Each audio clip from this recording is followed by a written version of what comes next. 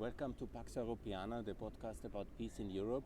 Again, I'm addressing you and I make some statement about the situation in Georgia because it's very dramatic at the moment. It's a big crisis and I would call all my Georgian friends to stay calm and focus about the task ahead and not escalate the current political crisis.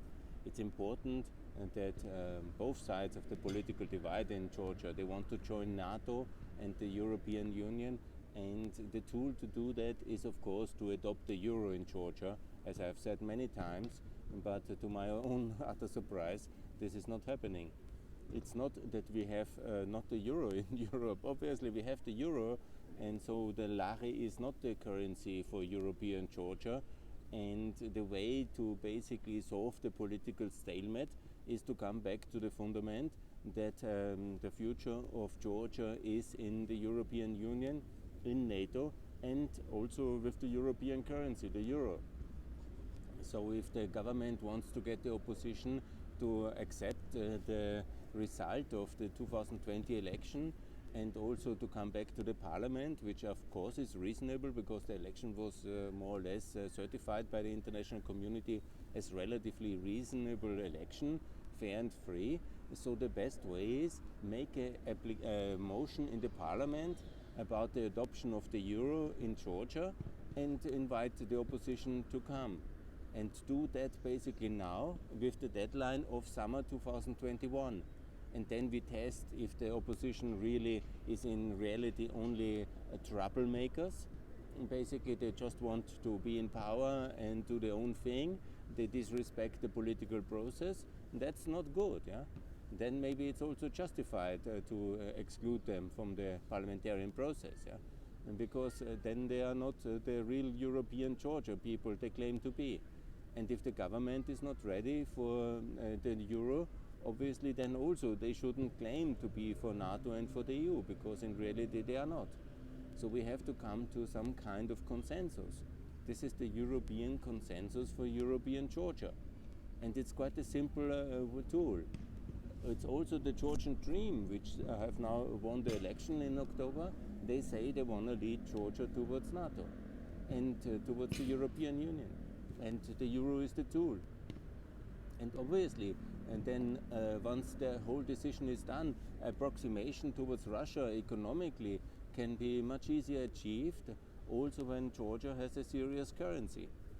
So, as I have said many times, in Montenegro and Kosovo during the Balkan crisis, we have had much better result than in super reforming Georgia, which has done so many really excellent specific reforms in anti-corruption, rule of law, in also doing business. This is all world-class level. But the outcome in GDP per capita in Georgia is about the same like in Kosovo, which has done much less reforms, which was much more devastated in 2000 still from the war, and has a more complicated history and a complicated status to this day. And by the way, if you want to join NATO, recognize Kosovo, that's what we also could. But let's focus how to get the opposition back in the parliament, how to solve the stalemate, and how to really bridge the divide. Yeah? And it's the euro. And nobody, even not the Russians, can be against the euro in Georgia. It's not their business. And they have a lot of assets in the euro area already. So it is not, they know the euro very well, the Russians. They will have no problems with that. And so basically also the opposition is basically has also then the obligation to come back to the parliament in such an important vote. And the government has lost nothing and actually called the bluff of the opposition. And if the government of Georgia is not ready for the euro, then why to apply to the European Union and why to think about the Western future? It's basically the euro what we are doing.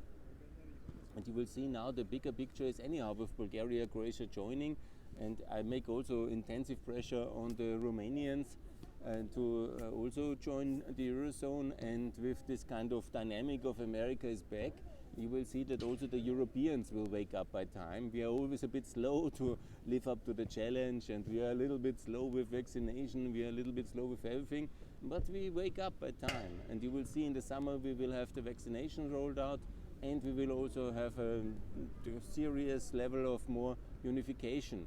Especially once Merkel is gone in September 2021, the new chancellor, whoever that may be, he will also be under pressure to develop it in a certain aspect and also establish something, because, and that will be always for Europe. He will also somehow try to bring countries in the European Union and somehow have progress. Because with Merkel we have seen now a significant freeze for the last 7 years, yeah? Especially since 2014 when she was paralyzed for fear by Putin. Because most of her work was now just to contain Putin. Yeah? It was no longer any, Macedonia. Macedonia is a historic effort where she did a massive contribution. So nevertheless, yeah, let's not talk about all the issues at once. Now focus on Georgia. The way to bridge this impasse is not to call in Putin or to have a big crisis and put opposition leaders in jail. Mr. Melia must be out of jail, yeah? But his bluff must be called as well. Is he serious? Come back to the parliament, yeah? Set him free. He has maybe to have a financial fine, but not a prison jail. Yeah? And then he can also spend the time in his party headquarters.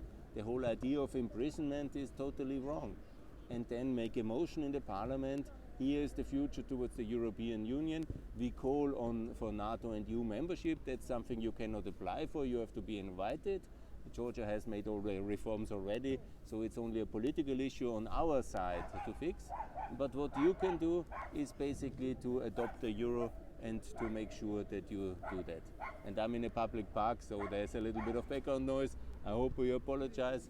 I'm in Vienna today, but I think about my friends in Tbilisi, and I wish that this will be the way to break this impasse. It's a European way to do it. It's a beautiful way. It's much better for your country, your consumers, your citizens to have the euro than to continue with this lari devaluation.